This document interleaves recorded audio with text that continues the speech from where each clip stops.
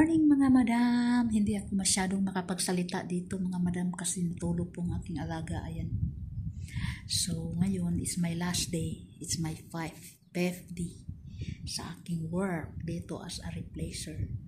So hindi po madali ang trabaho natin kapag wala kang pasensya. Pero itong alaga ko na to mga madam ay very good. Very good. Yung ayaw ko lang talaga yung napakakulit niyang asawa, napaka-intribida. Pero okay lang naman, kaya naman kasi mabait naman din siya. So, alam niyo yun, yung kailangan mong mag-limit sa kilos mo kasi inuunahan ka na niya palagi sa mga ginagawa mo eh. So, dito pala ako natutulog mga madam. Pinapahiga ko ito, tapos nilagay ko dito. Patabi niya. Dito naman yung asawa. So, mga madam, mahina ang voice ko, pasensya na ha. Ganito talaga, tulog kasi, tulog. So, excited na ako umuwi, pero siyempre malungkot kasi wala na naman akong work for few days. So, I hope na maka-replace ulit ako. Kasi hindi po ako pwede tawag doon, hindi po ako pwede ayan, doon muna tayo sa labas para makabuelo ako ng kasi wala naman dito yung wala dito si auntie. So ito po yung bahay ng aking inalagaan. So darating yun mamaya yung anak yung apo pala, kasi dito yung nagtatambay yung apo, nag-study. Masyadong masipag yung apo ni Lola mag-study. So dito nagbabike si Lolo, so i-try natin kung kaya ba. Kay kataas ba ani mga madam? Taas kayo. Ayan. Taas kayo mga madam. Nindot man din mga madam. Nindot kayo magbike ko. So, yun. Si auntie kasi nag-jogging. Napaka-body conscious talaga, ng health conscious yung asawa nito. 76 years old na mga madam. Tapos si uncle, yung matanda na inalagaan ko ay 85. So nakalakalakad pa siya, pero siyempre 85 years old, mahina na maglakad. So yeah, ito yung aking ginagawa. Minsan, ngayong araw lang ako sumakay dito sa bike mga madam ha, kasi lang naman ngayon lang ako naka-vlog ulit kasi wala akong time, hindi ko alam kung anong i-share ko sa vlog ko mga madam. Hindi ko alam kung ano i-share ko sa vlog. Kasi ang hirap Ayan. So, uuwi na ako bukas ng umaga. Maaga pa ako alis bukas kasi masakit para sa tuhod to mga madam. Ayoko na. Masakit sa tuhod. Kapag baguhan ka lang, masakit sa tuhod. Actually, gusto ko magbili nito kapag may budget ulit ako, kasi mga madam, wala akong budget Gipit ako ngayon. Pero sa awa ng Diyos, kahit gipit ako, lagi akong gipit ngayon dahil may reason naman. Yung anak ko mga madam, hindi magtagal mag-fly to Singapore na. So, mag-fly to Singapore na siya maybe this week or next week.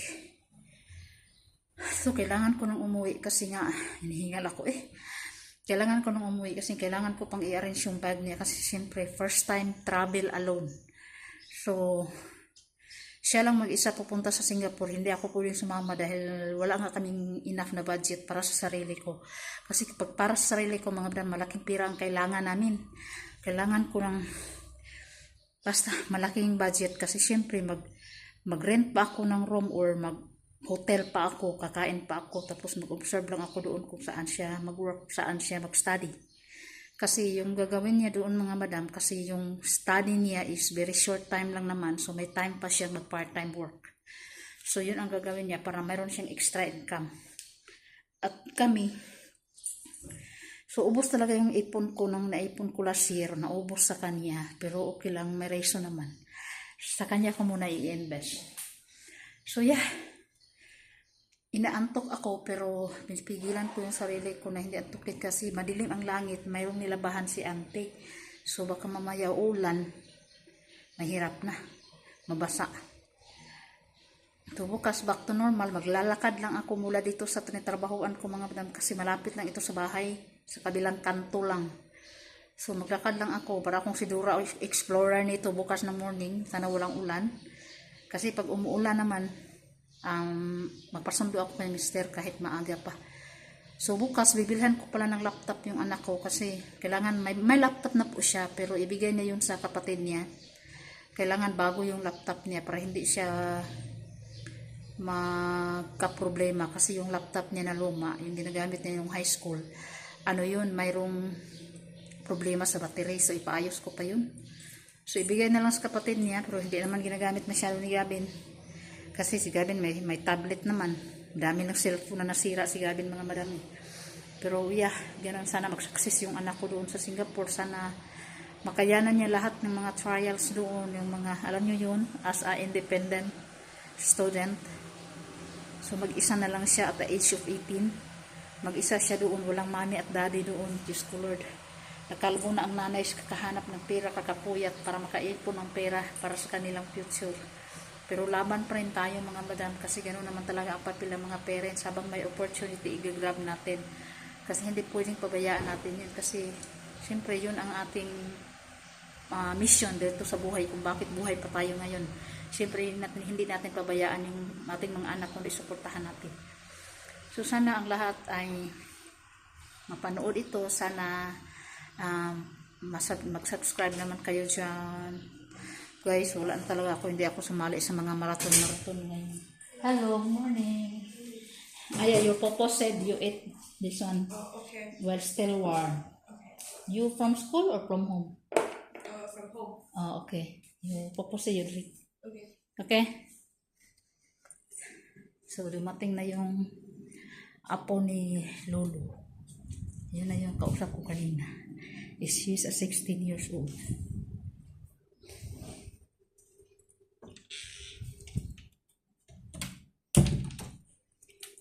So, yeah. Kinuklose ko na lang yung pintuan. Dito na ako sa room. So, ano pa bang sasabihin ko sa inyo? Parang wala na eh. So, bukas, napakamura lang po ng sahod ko nito. Yung inalagaan ko ngayon. Kasi ano lang eh, 100 ringgit lang per day. Pero okay, kasi libre naman ang kain eh. Kayo nga lang, kailangan mo mag-adjust, kailangan mo magtiis.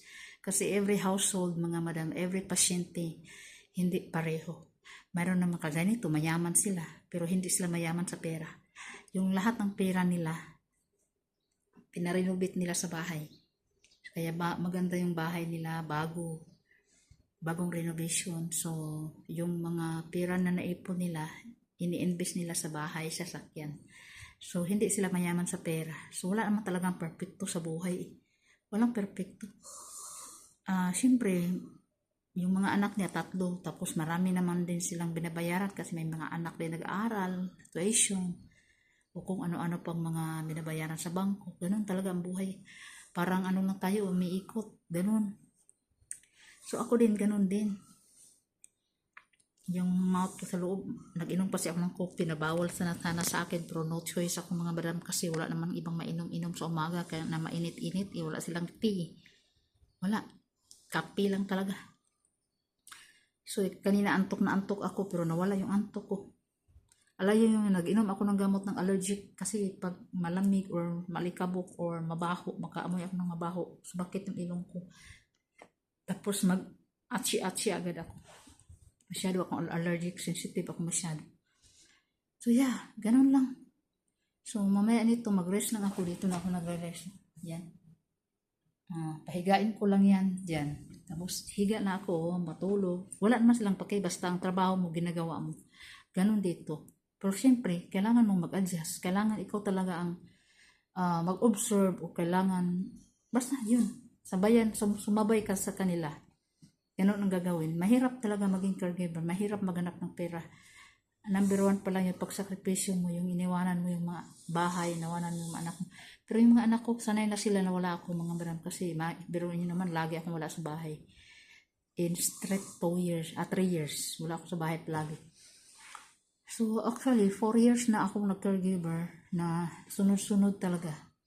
So nasanay na si Gabi, nasanay na rin, hindi na naghahanap sa akin.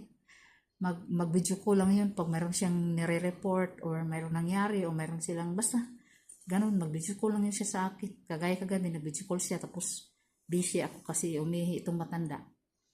Nag-video na lang siya sa sarili niya, ini-explain niya doon kung anong nangyari kaya nire-report niya sa akin. Kasira daw yung API niya ng mga gamit ko. Well, yun. Tapos yung bahay, magulo. Siyempre, wala ako doon. Walang maglilinis, walang maglalaba. Yung labahan doon, tambak na naman in 5 days. So, bukas nito, hindi pa ako makapaglaba. Gabi na ako makapaglaba pag hindi pagod. Kasi unahin ko muna ang paglilinis kahit pakunti-kunti lang. Tapos, habang naglilinis, magwawashing. Kasi hindi yun matatapos pagwawashing agad. Tapos, maglakad kami ng anak ko. Bibilhan ko siya ng laptop na bago. Ganun. Marami akong asikasuhin mga madam. Kasi pag dito ako sa work, tapos malungkot ako, marami akong iniisip. Pero hindi pwedeng hindi magtatrabaho. Kasi alam niyo naman, magastos ang buhay. Diba? Sobrang gastos ng buhay. Pero mas maganda na lang yung may trabaho kaysa wala. Siyempre, meron ka marudukot. May pira kang marudukot pag kailangan ng mga anak mo, kailangan sa bahay, kailangan natin. Ganon. Pero laban lang tayo mga caregiver, laban. Laban mga, kahit anong klaseng trabaho mayroon ka, laban lang talaga tayo mga guys. Kay ang buhay ngayon sobrang mahal na talaga kahit vegetable. Napakahirap. Magtanim ka, mahirap din mag-alaga. Kasi syempre, mag-gardening ka, alam niyo naman. Tapos, pag magbili ka sa market, saan lahat mahal. Lahat mahal, walang mura, lalo na dito. Kaya ang gagawin natin, work, tipid, live the life to the fullest. Ganon. Ganun lang. Kasi hindi natin alam eh. Life is too short. Sana, yun na nga mga madam, sana mag-success yung anak ko. Sana hindi siya tatamarin. Sana tutulungan niya yung sarili niya na makatapos siya doon. So, unang klase niya mga madam ay 15 months. 15 months, tapusin muna niya yun bago siya makaproceed sa degree. Pagkayanin sa budget, mag-proceed siya sa degree course niya. Ano muna siya? Work, study. Ganun. So, laban. Ay, nalulungkot ako na ano ba yan, na-excited na nag-alala. Sobra. Kasi siyempre, first time malayo ng anak ko, first time niya mag-travel alone. First time niya maging independent na wala ako.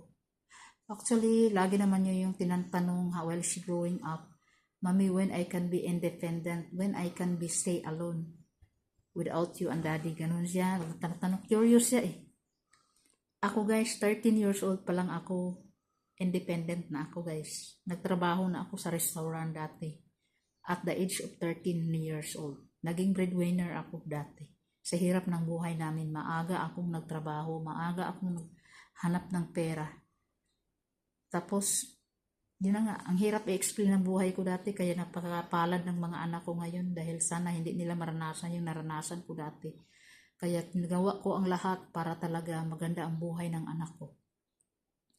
Kaya nasa sa kanya na yun. Pag ayaw niyang pagsikapan, ayaw niya tulungan sarili, nasa sa kanya na yun. Basta kami, ginagawa na namin ang lahat. Ganun naman talaga ang buhay. Kailangan talaga marunong kang sumabay sa buhay, sa ikot ng buhay. Kahit gaano pa karami ang pera mo, pag hindi ka marunong, wala pa rin silbi. Pero mas maganda yung mag-start ka sa wala kaysa mayroon. Kasi marunong